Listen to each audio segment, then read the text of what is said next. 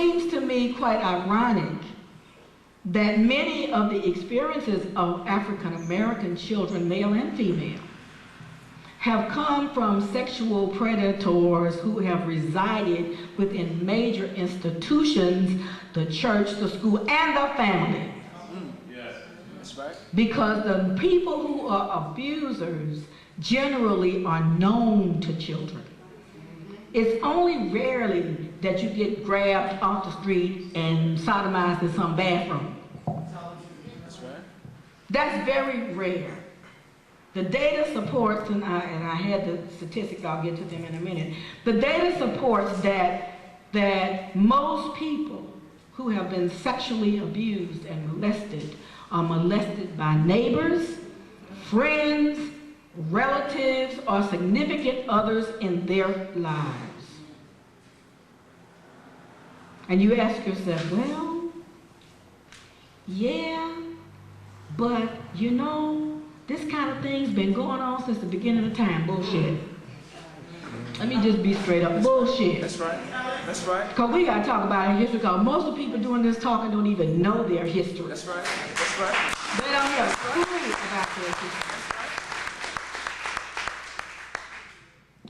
In ancient Kemet, which I'm going on Thursday, and I wish some of you were going with me. Still time.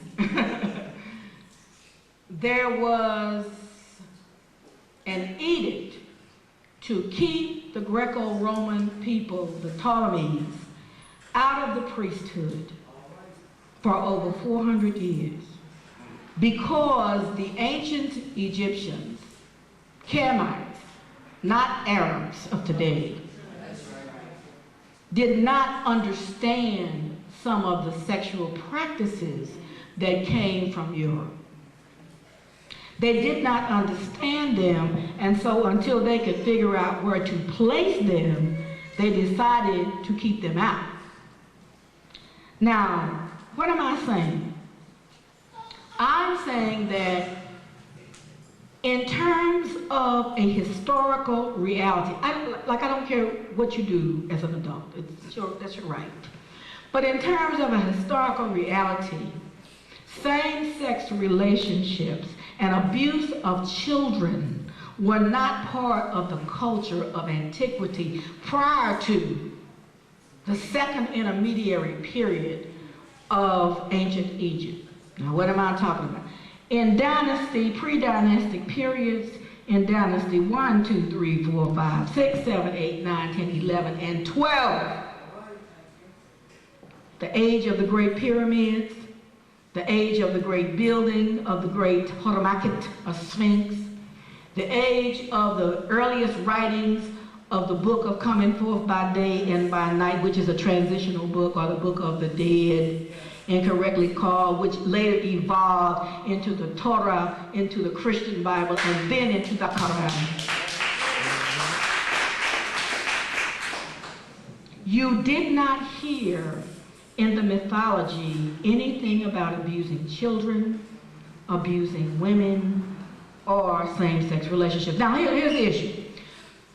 The Egyptian culture, or ancient Kemetic culture, was a culture that wrote everything. So if the record was going to be there, it would be there, because they wrote everything. And when we look at the stories of the fables and the myths, one of the things that we find is that there has been a change in the stories. There's a book called Sexual Practices of Ancient Egypt, written by a European woman.